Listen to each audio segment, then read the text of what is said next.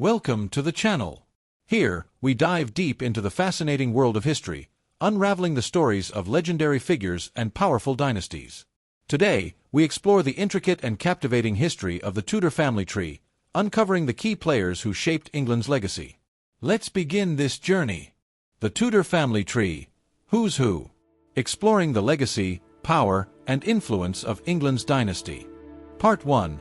The origins of the Tudor dynasty. The Tudor story begins not with a grand lineage of kings, but with a family on the fringes of power, clawing their way into history. The name Tudor itself was not yet synonymous with royalty. In fact, its origins trace back to a lesser Welsh noble family, one that would rise against all odds to seize the English throne. To understand the Tudors, we must go back to the bloody conflicts of the 15th century, the Wars of the Roses.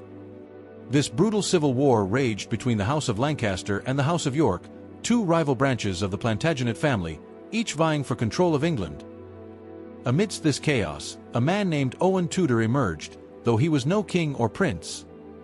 His story, though often overshadowed, is the very root from which the Tudor dynasty would grow. Owen Tudor was a Welsh courtier, a man of modest birth, yet fate placed him in the path of power. He entered the service of Catherine of Valois, the widow of King Henry V, and the two fell in love, a secret, scandalous union that defied the expectations of courtly life. Their marriage produced several children, among them Edmund Tudor, who would become the father of Henry VII. Though Owen himself was never a major political player, his descendants were destined for greatness. Edmund Tudor's fortunes changed when he married Margaret Beaufort, a formidable and intelligent woman whose claim to the throne, though distant, gave her son, Henry Tudor, a potential royal future. Margaret was descended from John of Gaunt, the Duke of Lancaster, making her son a Lancaster by blood. However, in a world where legitimacy was contested, Henry's claim was far from secure. He was an exile, a young noble forced to flee England after the Yorkist King Edward IV solidified his rule. 4 years, Henry lived in Brittany, an outsider waiting for the right moment to return. That moment came in 1485. England was once again in turmoil. Richard III, the last Yorkist king, was deeply unpopular, his reign tainted by whispers of betrayal and the disappearance of his young nephews, the princes in the Tower. Many nobles, even former Yorkist supporters, sought an alternative, and Henry Tudor became their hope. With the backing of French forces, Henry landed in Wales and marched towards destiny. The Battle of Bosworth Field would be the defining moment. On August 22, 1485, Henry Tudor's army faced Richard III in one of the most significant battles in English history. The fighting was fierce, but Richard, despite his reputation as a seasoned warrior, found himself abandoned by his allies. The Stanley family, who had been watching from the sidelines, turned against Richard at a crucial moment. Seeing his fate sealed, Richard charged into battle, determined to either win or die. He died, his crown reportedly found in a bush and placed upon Henry Tudor's head. With that, Henry VII became the first Tudor king. But victory on the battlefield was only the beginning. He had won the throne, but keeping it would be an entirely different challenge. England was fractured, and the scars of war ran deep. To secure his rule, Henry had to be more than just a warrior, he had to be a strategist. His first act was to unite the warring factions by marrying Elizabeth of York, the daughter of Edward IV. This marriage, a calculated move, symbolized the end of the Wars of the Roses. The Red Rose of Lancaster and the White Rose of York merged to form the Tudor Rose, an emblem of unity that Henry would use to justify his reign. But unity on paper did not mean stability in practice. Challenges arose quickly. Pretenders to the throne emerged, claiming to be long-lost Yorkist heirs. Rebellions tested Henry's grip on power. His reign, though often remembered as a time of consolidation, was fraught with paranoia and political maneuvering. He created the Court of Star Chamber to deal with threats in secret, eliminated rivals through legal means, and kept a tight hold on the nobility. Yet, despite his calculated rule, his greatest achievement was securing his dynasty. Through his children, he ensured that the Tudors would not be a brief chapter in England's history, but an era of transformation. With Henry VII's rise, the stage was set for the most famous Tudor of them all, his son, Henry VIII. Part 2. Henry VII and the Union of the Roses. Henry VII's victory at Bosworth was only the beginning of his battle for the English throne. A battlefield triumph could make a man king, but it could not guarantee that he would stay one. England had been at war with itself for decades, and Henry knew that his enemies would not simply vanish. The Yorkist faction still had supporters, men who had no intention of accepting Henry's rule. His claim to the throne was weak, a fact that many nobles were eager to exploit. He was descended from a Lancastrian line through his mother, Margaret Beaufort, but this lineage was marred by illegitimacy. The House of York, despite its losses, had closer ties to the Plantagenet kings, and their supporters viewed Henry as nothing more than a usurper. He needed a strategy, one that would solidify his reign and silence those who doubted his legitimacy. That strategy came in the form of a marriage. Just months after his victory, Henry VII married Elizabeth of York, the daughter of Edward IV and the niece of the defeated Richard III. This union was more than just a marriage, it was a political statement. By bringing together the rival houses of Lancaster and York, Henry presented himself as the king who had ended the Wars of the Roses. He ordered the creation of the Tudor rose, a symbol that combined the red rose of Lancaster with the white rose of York, visually cementing his new dynasty. Yet, even this symbolic gesture did not end the threats against him. Rebellions began almost immediately. In 1487, Yorkist supporters rallied behind Lambert Simnel, a young boy who was claimed to be Edward, Earl of Warwick, the real Warwick being imprisoned in the Tower of London at the time.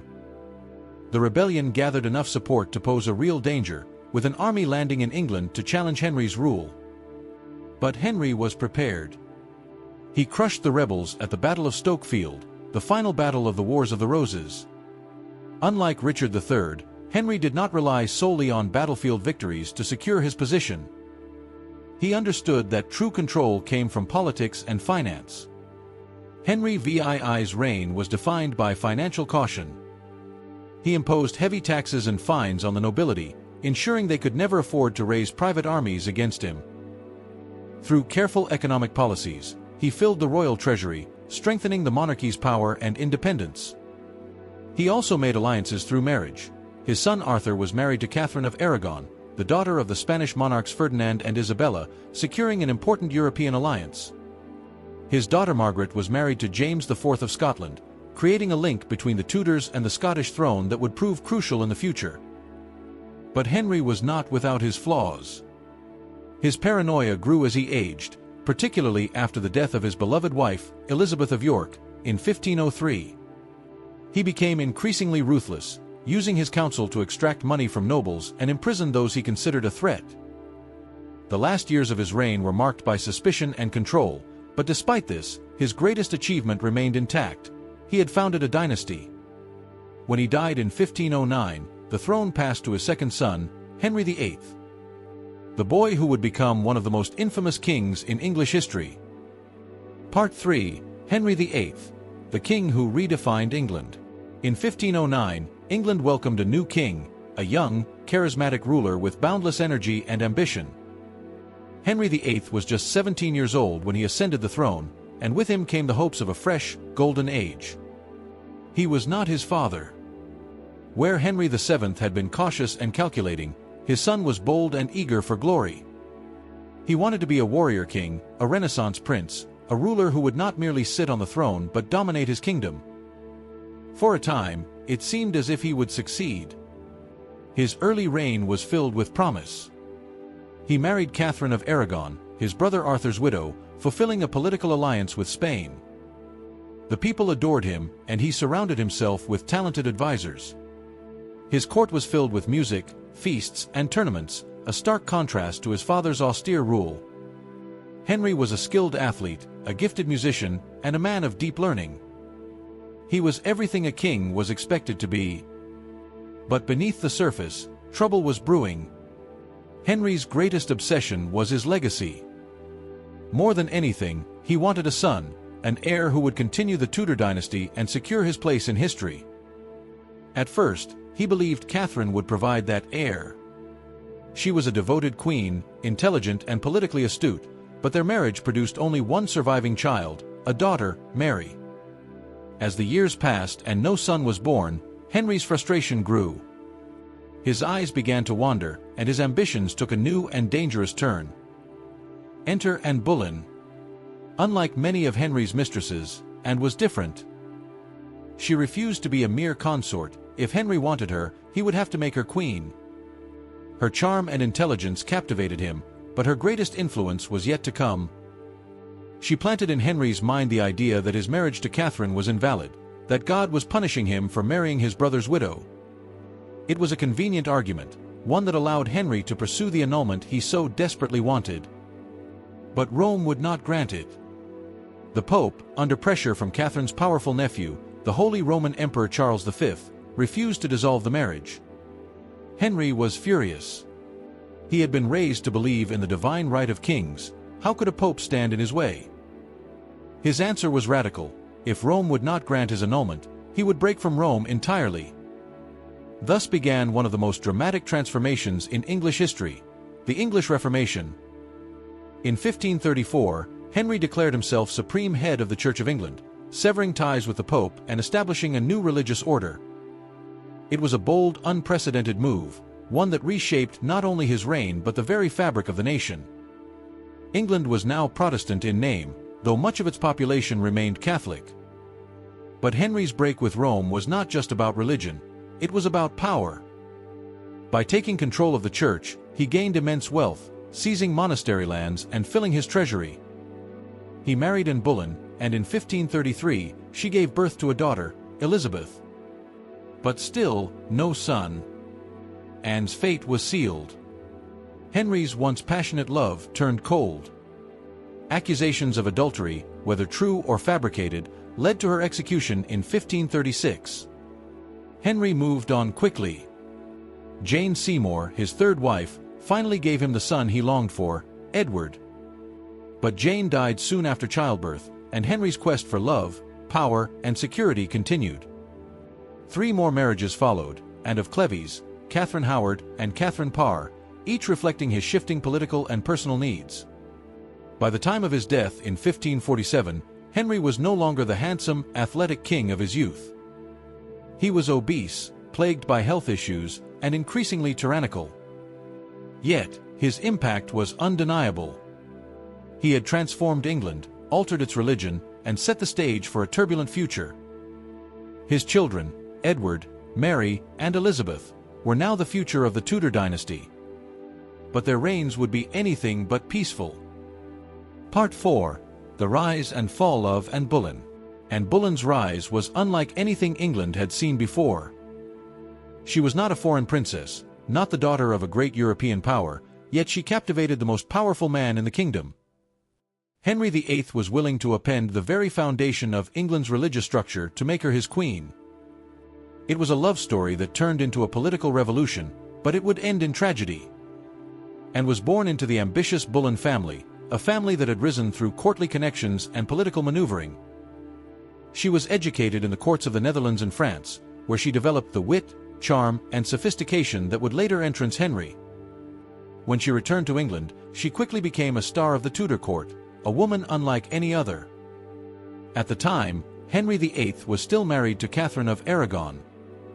Their marriage had lasted nearly 2 decades, but Catherine's failure to produce a male heir had soured their relationship. Henry had already taken mistresses before, but when he met Anne, something was different. Anne refused to be just another woman in the king's bed.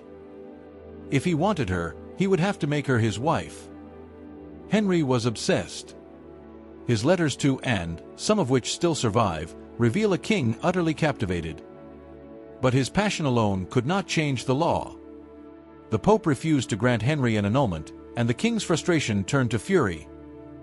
What began as a love affair became a political crisis. Henry's response was unprecedented. He rejected the authority of the Pope, declared himself supreme head of the Church of England, and reshaped England's religious future. Finally, in 1533, Henry married Anne Boleyn. Catherine was cast aside, and Anne was crowned queen in a lavish ceremony. Soon after, she became pregnant. Henry was certain this child would be the son he had longed for. Instead, in September of that year, Anne gave birth to a daughter, Elizabeth. It was not the triumphant moment Henry had hoped for. Anne's position, once so strong, began to weaken. She had promised Henry sons, and when she failed to deliver, his frustration grew. Their relationship, once filled with passion, soured into arguments and tension, and suffered several miscarriages, each one a devastating blow to her standing. In the Tudor court, power was fragile. Her enemies, including Thomas Cromwell, were watching closely. By 1536, Anne's fate was sealed. Henry had already begun to turn his attention to Jane Seymour, a quiet and obedient lady-in-waiting, and was no longer the woman he had once fought for. Now, she was a problem that needed solving. Accusations of adultery, incest, and treason were leveled against her. Whether these charges were true or fabricated hardly mattered. What mattered was that Henry was willing to believe them, and was arrested and taken to the Tower of London. She stood trial before a court that had already decided her fate. Her brother, George Boleyn, was accused of an incestuous affair with her, a charge so shocking it only deepened the scandal. She denied everything, but it made no difference. The verdict was inevitable: guilty. On May 19, 1536, and Boleyn was led to the scaffold.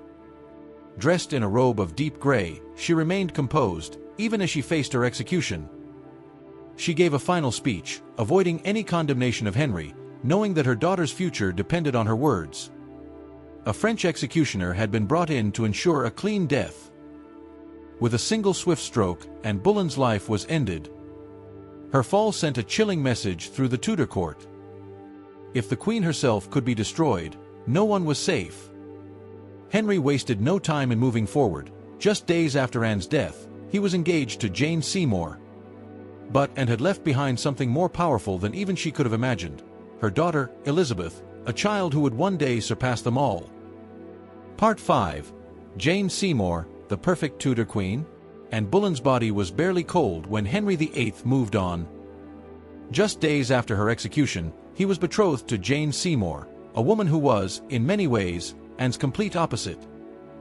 Where Anne had been fiery and outspoken, Jane was quiet, obedient, and seemingly content to play the role of a dutiful wife. It was precisely what Henry wanted. After years of political and religious turmoil, he craved stability, and Jane seemed to offer just that. Jane had served as a lady-in-waiting to both Catherine of Aragon and Anne Boleyn, observing firsthand the dangers of being queen. She was cautious, knowing that her success depended on her ability to please Henry without overstepping. If Anne had taught Jane anything, it was that a queen who defied Henry's will could not survive. Her greatest advantage was timing. By 1536, Henry had grown tired of rebellion, scandal, and disappointment. He was still desperate for a male heir, and Jane's main duty was clear: to give him the son he had longed for. Just over a year after their marriage, she did exactly that. On October 12, 1537, Jane Seymour gave birth to Prince Edward, the future Edward VI. It was the moment Henry had waited for his entire life. England finally had a male heir. Bells rang across the country, and celebrations erupted. Henry, now in his mid-40s, believed his dynasty was secure. But his joy was short-lived. The birth had been difficult, and Jane's health deteriorated rapidly. Just 12 days later, on October 24, 1537, she died from postnatal complications. Henry was devastated.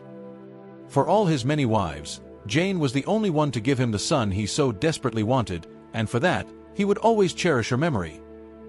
Unlike Anne Boleyn or Catherine of Aragon, she was never disgraced or discarded. She remained, in Henry's mind, his one true wife. Jane's death also changed Henry. It deepened his paranoia, his obsession with control, and his ruthless streak. He had found the perfect queen, only to lose her too soon. Her absence would cast a shadow over his future marriages, none of which would ever match the place Jane held in his heart. Though her time as queen was brief, Jane Seymour had succeeded in a way none of Henry's other wives had. She had done what no other woman had managed: she had secured the Tudor line. But the road ahead for young Prince Edward and the Tudor dynasty was anything but smooth. Part 6. And of Cleves, the marriage that ended before it began. By 1539, Henry VIII was once again searching for a wife.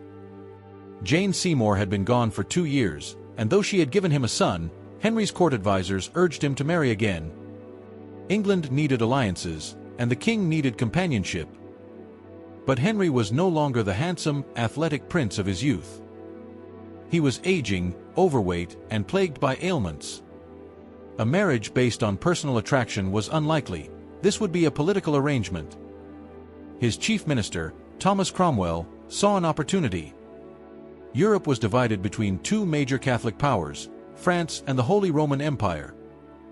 England, newly Protestant, needed allies. Cromwell suggested a marriage with Anne of Cleves, the sister of the Duke of Cleves, a German Protestant ruler. An alliance with Cleves would strengthen England's position. Henry, trusting Cromwell's judgment, agreed. But there was a problem. Henry had never seen Anne. Instead, he relied on a portrait painted by the court artist Hans Holbein. The painting depicted a woman with delicate features and a kind expression. Henry was pleased. If she was as lovely as her portrait suggested, this marriage would be a success. The wedding arrangements proceeded, and Anne made the long journey to England. Then came the fateful first meeting. In December 1539, Anne arrived in England, and Henry, eager to surprise his bride, disguised himself and entered her chambers unannounced. He expected a romantic moment, a scene worthy of chivalric tales. Instead, Anne barely reacted, unaware of the king's identity. Henry was mortified. When he saw her in full, his disappointment deepened. She was nothing like the portrait, he claimed. He famously declared that he found her appearance unacceptable, stating that he was unable to like her. But the marriage had been arranged, and Henry had little choice but to go through with it. On January 6, 1540, Henry and Anne were married. The union, however, was doomed from the start. Henry avoided consummating the marriage, claiming that he found Anne so unattractive that he could not perform his duties as a husband. His humiliation turned to anger, and soon, he was looking for a way out. Anne, understanding the precariousness of her position, acted wisely. Rather than fight to remain queen, she agreed to an annulment. She accepted the title of King's beloved sister, and was granted a generous settlement, including estates and a comfortable income. Unlike Henry's other wives, Anne escaped with her life, her reputation intact, and a level of independence few women of her time could claim. But for Thomas Cromwell, the failed marriage was a disaster. Henry blamed him for the humiliation, and his enemies at court seized the opportunity. Just months after the annulment, Cromwell was arrested, accused of treason, and executed. The man who had orchestrated England's break from Rome and guided Henry's policies for years was gone. His downfall marked a shift in Henry's rule. He would never again place full trust in any advisor. Anne of Cleves lived the rest of her life peacefully in England, remaining on good terms with Henry and later with his children. She had survived a marriage to Henry VIII, an accomplishment few could claim. But as she settled into her new life, Henry had already moved on. His eyes had fallen on a new woman, one who would not be so fortunate. Part 7. Catherine Howard, the queen who danced to her death. Anne of Cleves had escaped Henry VIII's wrath. But his next wife would not be so lucky. Catherine Howard, young, lively, and full of charm, was everything that Anne was not. She was beautiful, flirtatious, and eager to please, a refreshing contrast to the political marriages that had drained Henry's patience. But Catherine's story would not end in love, it would end in tragedy. Catherine was a member of the powerful Howard family, cousins to the ill-fated Anne Boleyn. Raised in the household of the Dowager Duchess of Norfolk, she had grown up in an environment that valued appearance and social standing over strict morality. Her upbringing was less sheltered than that of previous queens, and she had experienced flirtations and possibly even romantic encounters before catching Henry's eye. By 1540, Henry was nearly 50 years old. His health was failing, he was overweight, suffering from ulcers on his legs, and prone to unpredictable mood swings. But when he saw Catherine, he felt young again. She was just a teenager, full of energy and life. Henry fell head over heels. To him, she was not just a wife, she was his last chance at romance. In July 1540, less than 3 weeks after his annulment from Anne of Cleves, Henry married Catherine Howard. At first, it seemed that Henry had found happiness. He showered Catherine with gifts, called her his rose without a thorn, and delighted in the joy she brought to court. But while Henry saw a fresh start, the reality was far more dangerous. Catherine had a past, one that could destroy her if it ever came to light. Rumors soon began to swirl. Before her marriage, Catherine had been involved with a man named Francis Derham, and she had also caught the attention of Thomas Culpeper, one of Henry's favored courtiers. In a court filled with spies and rivals, it was only a matter of time before the truth emerged. Archbishop Thomas Cranmer, ever watchful, gathered evidence and presented it to Henry. The king's joy turned to horror. At first, he refused to believe it. He had placed Catherine on a pedestal, convinced that she was the embodiment of innocence. But the evidence was undeniable. Love letters, witness testimonies, and confessions painted a picture of a queen who had been far from faithful. Henry's heartbreak quickly turned into rage. Catherine was arrested and confined to Sion Abbey. She was stripped of her title as queen, but that alone was not enough to satisfy Henry's wrath. On February 13, 1542, she was taken to the Tower of London. Unlike Anne Boleyn, Catherine had no time to prepare. She was barely 20 years old. As she walked to the scaffold, legend says she uttered, "I die a queen, but I would rather have died the wife of Culpeper." Whether or not she said these words, one thing was certain: she was terrified. The executioner's axe fell, and Catherine Howard became the second of Henry's wives to be beheaded. Her death sent shockwaves through the court. The Howards fell from power, their influence shattered. Henry, once again, was alone. He had searched for love, for youth, for happiness, but all he had found was betrayal. And yet, despite his growing cynicism, he would marry once more. This time, he would choose not a lover, but a survivor. Part 8. Catherine Parr, the wife who survived. By 1543, Henry VIII was a man haunted by his past. 5 wives had come and gone, 2 divorced, 2 beheaded, and 1 dead in childbirth. He had searched for love, power, and an heir, but all he had left were regrets and a kingdom growing weary of his temper and unpredictability.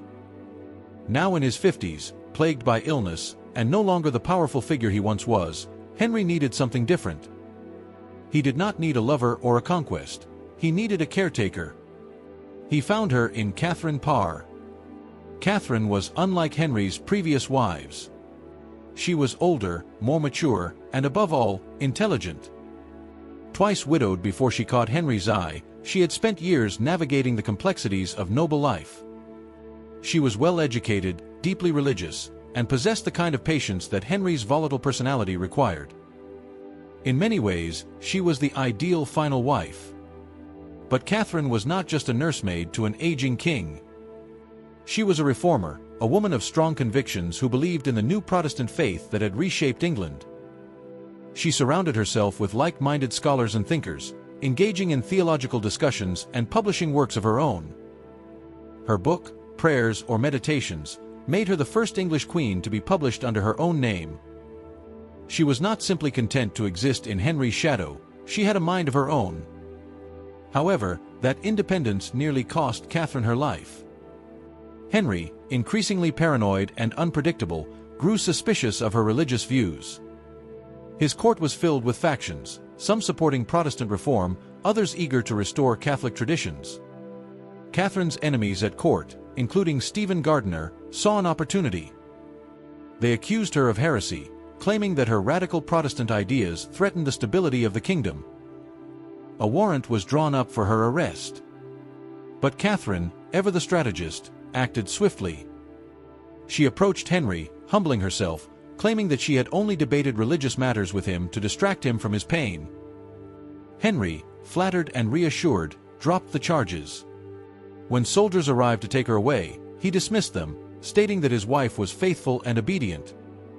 Catherine had done what Anne Boleyn and Catherine Howard could not. She had outmaneuvered her enemies and survived. Her greatest role, however, was not as Henry's wife but as a mother figure to his children. She brought stability to the royal family, ensuring that Henry's son, Edward, was well prepared for kingship, while also forming close bonds with Mary and Elizabeth. She played a crucial role in convincing Henry to restore both of his daughters to the line of succession, securing their future in a way that would prove vital in the years to come. When Henry VIII died in 1547, Catherine was finally free. She quickly remarried, choosing Thomas Seymour, the brother of Jane Seymour. But her final years were not peaceful. She became pregnant for the first time, a dangerous situation for a woman in her mid-30s. In 1548, she gave birth to a daughter, but just days later, she died from complications. Catherine Parr had been more than just Henry's last wife. She was a survivor, a scholar, a queen who had outlived a man who had destroyed so many before her. And in doing so, she had helped shape the future of the Tudor dynasty, leaving behind a legacy that would continue long after her death. Part 9. Edward VI, the Child King. Henry VIII's death in 1547 marked the end of an era, but it also heralded the beginning of a new and turbulent chapter for the Tudor dynasty. The crown passed to Edward VI, Henry's only surviving male heir, a child just 9 years old at the time. Edward's ascension to the throne was a significant moment for England. A kingdom that had long been shaped by Henry's powerful personality now found itself in the hands of a fragile boy. Edward was the product of Henry's long-sought-after marriage to Jane Seymour, and his birth had been the fulfillment of his father's greatest dream, a male heir to carry on the Tudor name. But while Edward's arrival had been celebrated, his reign was fraught with complications. As a child king, his rule would be shaped by regents, advisors, and ambitious factions who fought to control the throne on his behalf. In the early years of Edward's reign, his uncle, Edward Seymour, Duke of Somerset, served as the Lord Protector. Somerset took advantage of his position to consolidate power, attempting to secure both the throne and his own influence in the court. Somerset's leadership, however, was erratic and marked by his attempt to push England further into Protestant reforms, a direction that would dramatically change the religious landscape of the country. Under Somerset's leadership, England made significant strides toward Protestantism, and the Book of Common Prayer, a key element of the English Reformation, was introduced in 1549. The move alienated many in the country, particularly those who still adhered to Catholic traditions. Tensions flared across England, culminating in rebellions such as the Western Rebellion and Kett's Rebellion, both of which were sparked by opposition to the government's religious policies. Edward's reign, though brief, was also marked by shifts in the line of succession.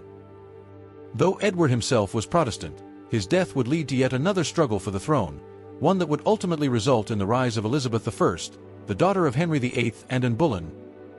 But in 1553, Edward VI's life was cut short, and the country once again found itself at a crossroads. Edward died in 1553 at the age of just 15, having ruled for only 6 years. His death was a blow to England's Protestant reformers, as Edward had shown promise in solidifying the Protestant movement. But his death was also a moment of political crisis. The crown was once again in dispute. Edward, having no heirs, had made a will that sought to bypass his half-sisters, Mary and Elizabeth, and pass the throne to Lady Jane Grey, a Protestant relative. Lady Jane Grey, the great-granddaughter of Henry VII, was named queen by Edward's supporters in a failed attempt to ensure Protestant rule. Jane was queen for only 9 days before Mary, Henry's eldest daughter, marched into London and claimed the throne. Edward's legacy, though brief, set the stage for the religious and political turmoil that would shape the reigns of both Mary I and Elizabeth I. His death left England divided, but his role in the Protestant Reformation could not be understated. Under his brief rule, the Protestant cause was strengthened, even if his own reign was not long enough to fully see it through. Part 10. Mary I, the Queen who tried to restore Catholicism.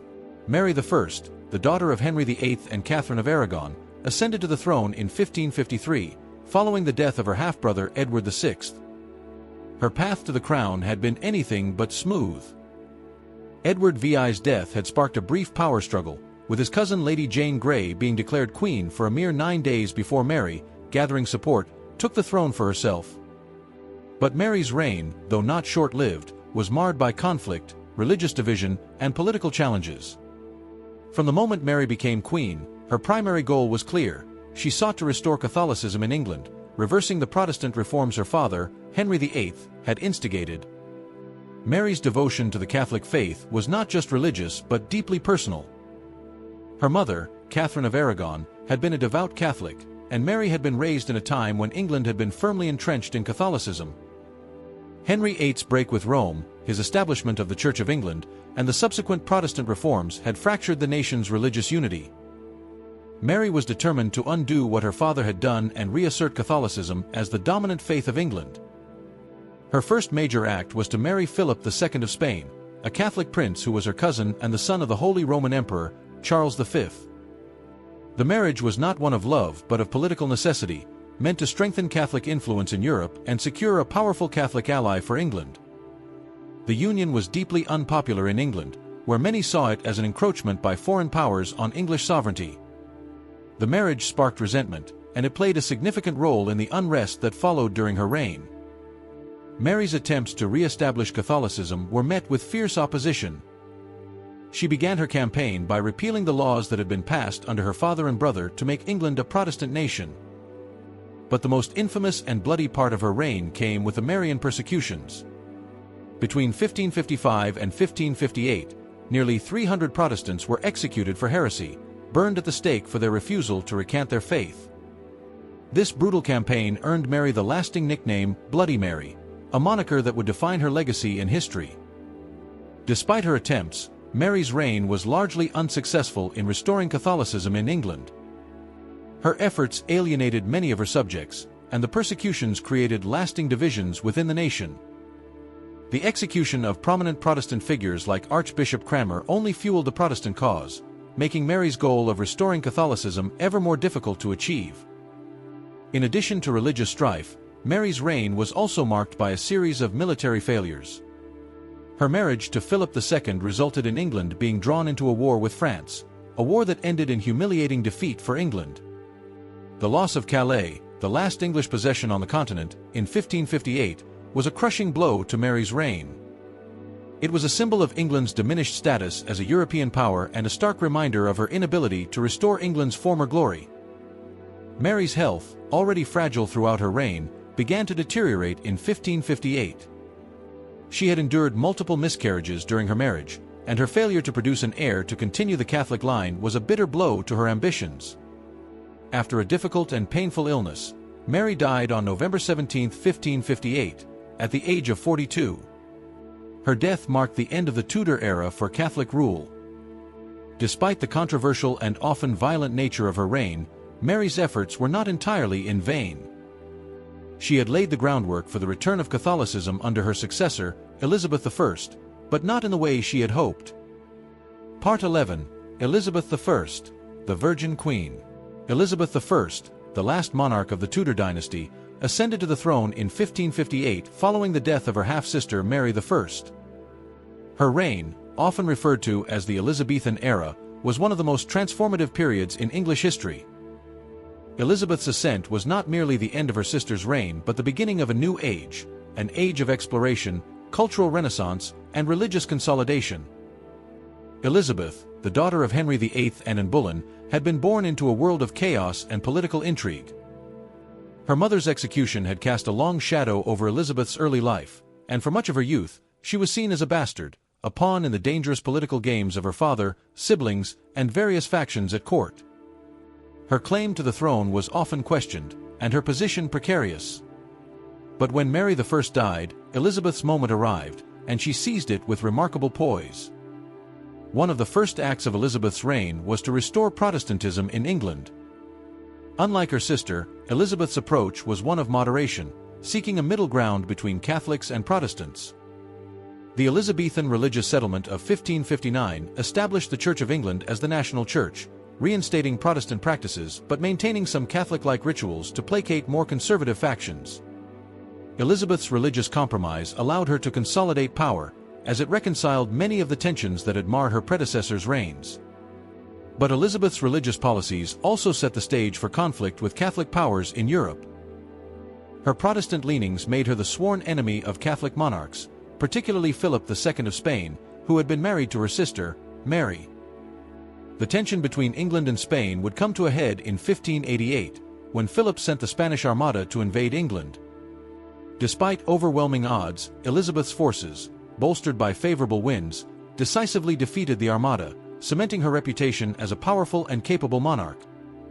Elizabeth's reign was marked by political astuteness and diplomatic skill, as she navigated the complex international stage, managing relationships with France, Spain, the Holy Roman Empire, and emerging colonial powers like the Netherlands.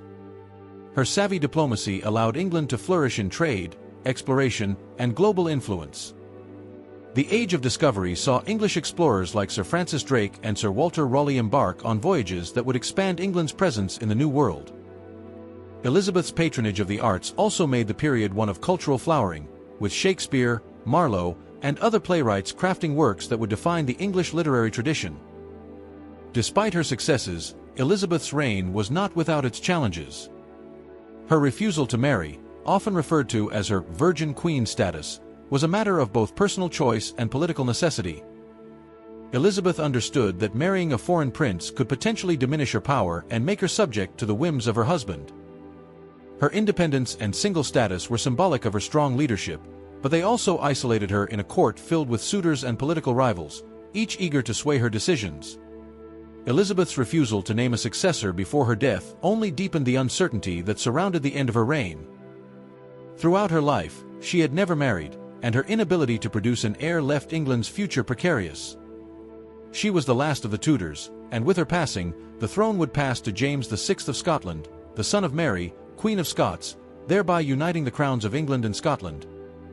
When Elizabeth I died on March 24, 1603, at the age of 69, it marked the end of the Tudor dynasty.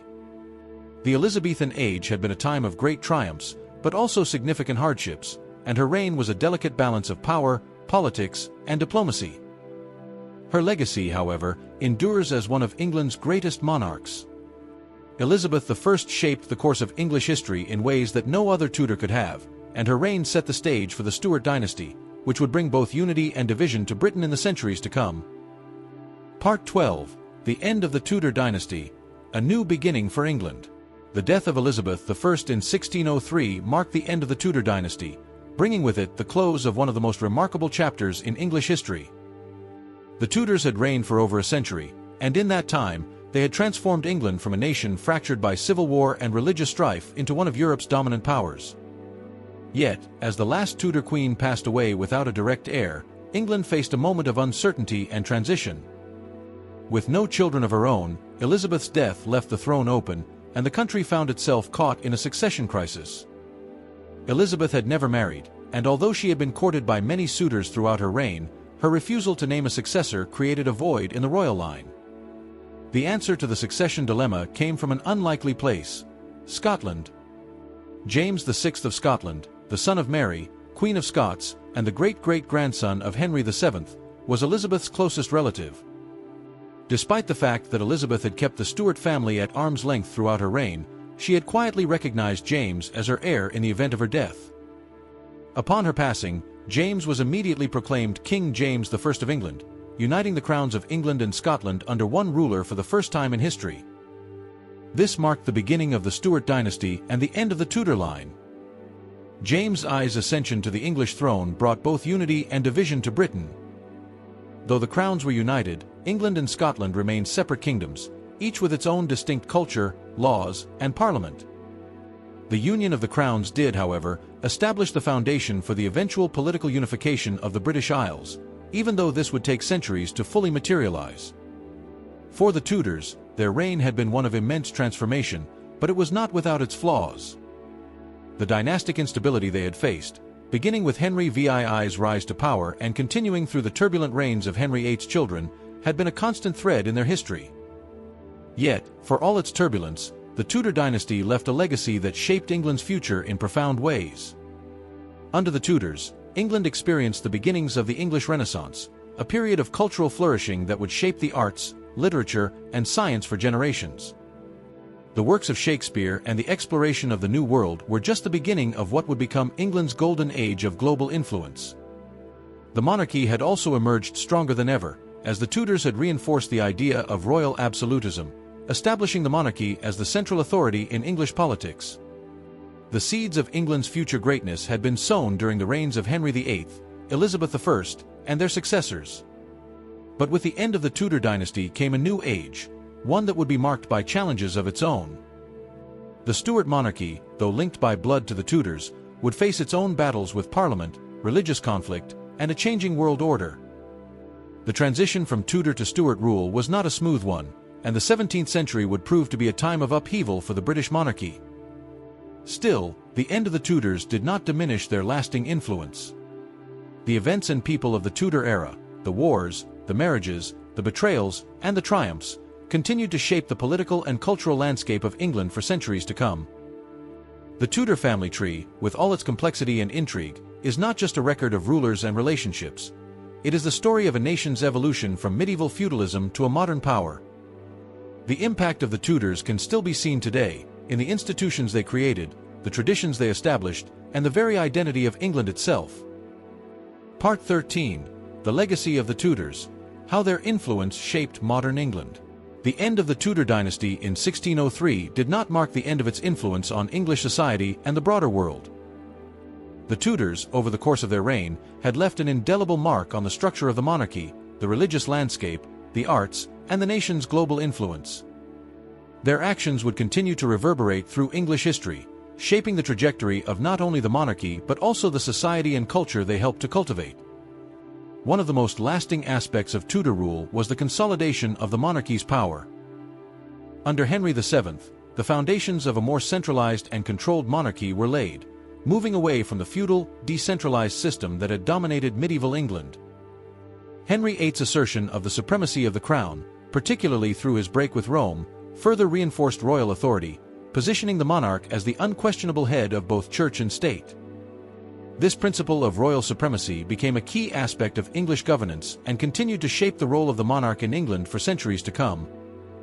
In addition to consolidating royal power, the Tudors played a pivotal role in the transformation of England's religious identity. Henry VIII's establishment of the Church of England was the single most significant event in English religious history, creating a rift with the Roman Catholic Church that would not only shape the course of the Reformation in England, but also influence the development of Protestantism across Europe. The religious reforms of Edward VI further solidified Protestantism as the state religion, but it was under Elizabeth I that Protestantism became firmly entrenched in England's national identity. Her religious settlement established a religious middle ground that would persist for centuries, creating a stable and distinct Church of England. The Tudors also left an enduring legacy in the arts, with the reigns of Henry VIII and Elizabeth I marking the golden age of English culture. Henry VIII was a patron of the arts and music, and his court was a hub of cultural activity. But it was under Elizabeth that the Renaissance reached its full flowering in England, with the works of William Shakespeare, Christopher Marlowe, and Edmund Spenser giving rise to what would become one of the world's greatest literary traditions. The theater, literature, and the visual arts all flourished, and the period is often considered one of the most creatively rich in English history. Globally, the Tudor era laid the groundwork for England's later imperial ambitions. Elizabeth I, in particular, was a key figure in the early stages of England's overseas exploration and expansion. The defeat of the Spanish Armada in 1588 not only bolstered her standing but also solidified England's position as a rising naval power. Under Elizabeth's reign, English explorers such as Sir Francis Drake and Sir Walter Raleigh embarked on voyages that paved the way for England's eventual colonial empire. By the time of Elizabeth's death, England had established a foothold in the New World, and the seeds of what would become the British Empire had been planted. Despite the many triumphs of the Tudor dynasty, their legacy was also one of division and conflict. The religious turmoil that marked Henry VIII's reign, followed by the Bloody Marian persecutions under Mary I, left deep scars on the English people. The political struggles and violent upheavals that marked the Tudor period, such as the fall of Boleyn, the execution of Thomas More, and the constant shifting of allegiances at court, demonstrated the dangers of absolute power and set the stage for future tensions between the monarchy and Parliament. These tensions would later lead to the English Civil War in the 17th century, a direct consequence of the political environment the Tudors had helped to create. The Tudors, therefore, represent both the zenith of medieval monarchy and the beginning of the modern age in England. They laid the foundations for the nation's future as a global power while also sowing the seeds of political and religious conflicts that would define the early modern period. The transformation they led was not without its costs, but the structures they put in place, the cultural achievements they nurtured, and the religious and political legacies they left would shape the future of England and the broader world. Part 14. The Tudor family tree, a dynasty's enduring impact on history. As the Tudor dynasty came to a close with the death of Elizabeth I in 1603, the impact of their reign was far from over. The Tudors had shaped England in profound and lasting ways, leaving a legacy that would influence the course of history for centuries to come. Their family tree may have ended, but the changes they set in motion continued to affect not only England but also the wider world. The transition from the Tudors to the Stuarts marked a new era, yet the legacy of the Tudor dynasty endured in numerous facets of English life. Perhaps the most enduring aspect of Tudor rule was the establishment of a powerful, centralized monarchy. Under the Tudors, England moved away from the medieval feudal system, where power was distributed across many lords, toward a more modern structure where the monarchy held absolute authority. This transformation set the stage for the subsequent English rulers, from the Stuarts to the Hanoverians, and even through to the modern British monarchy. The idea of royal supremacy, reinforced by the Tudors, would continue to shape the political landscape of England, even as Parliament began to assert itself more in the centuries to come. The Tudors' impact on religion also cannot be overstated. Their break from Rome and the establishment of the Church of England created a lasting divide between England and Catholic Europe.